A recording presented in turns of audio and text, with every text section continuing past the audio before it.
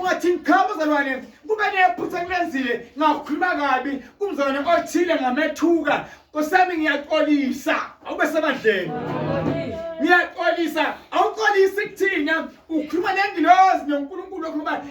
ibona kwethu lebo bantu abayawuvala ini simo sakho sempilo awube semandleni mawuthi umuntu ngiyaxolisa usuke ungamthengi usuke ungamkhukumezi kepha usuke ufuna ukuphila kuwe ngaphakathi enhlweni yakho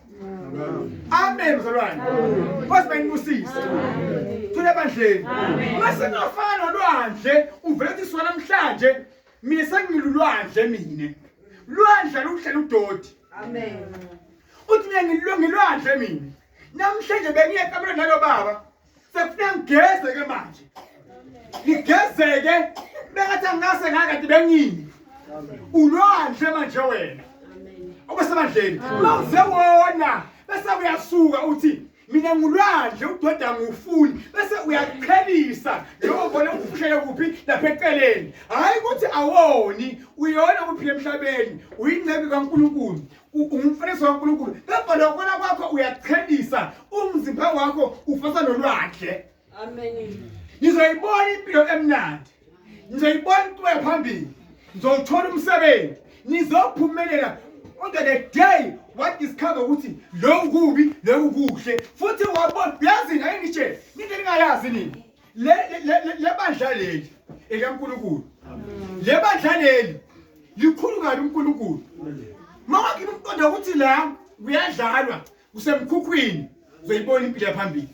ungena sithunywa ungabuka umzimba wakhe ndokuthi uyamalini thana ukubona konke lokubi ngaye bese uthi kodwa ekudinga konke lamhlo yakuphiwe amen abese badleni nima ngathi unephutha manje uyintombazana wesilisa mangabe wena umuntu obona ukuthi lo unephutha lo ukuze umbone ukuthi umuntu yithi ufala konke umntana wami ukhulele umntana wami akahloniphi into ukutshwala kodwa nkosiyami uyangazi ukuthi ngini amen wakushiya kuhle ngaye lo mntana wakho amen kwabe ukubi kodwa ngavela ngabe uzibona into wena phambili amen obe sebandleni amen yithi uqheka ube okuhle eceleni amen mama uyabona kufanele nabo ungayingisa kade umntwana bosomenyanya lo muntu bosomenyanya ngoba uma umuntu umnyeni wathi wenza kahle kwami kakhulu ayikho into enhle uyibone kuye amen obe sebandleni mawuthi ungoda mkhulu awubani lutho luhle kuye ongaphula kuye kubi nima trust ngasisekho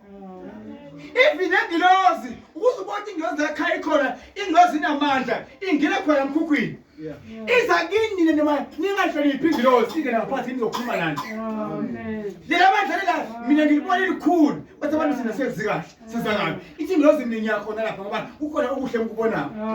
yindaba ingananya lapha ngifike ngithwele abantu bagwaba bafake izembo zakho ukuthi bangemukela ingilozi ayisho ukuthi nonke nina nabantwana nikhulelwe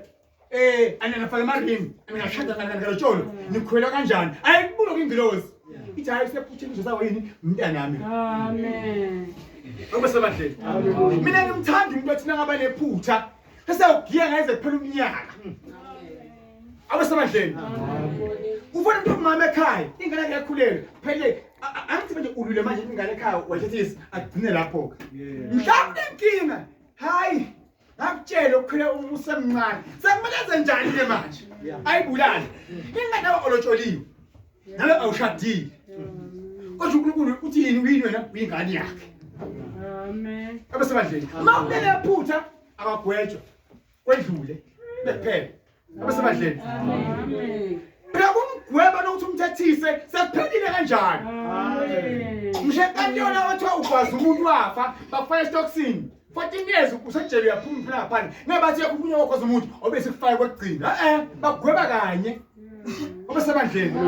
because mayibusisa phela ebandleni uyabona uma ningaba clean nimisele ngizawubona umbuso kaNkulunkulu ngizawubona umehluko empilweni zenu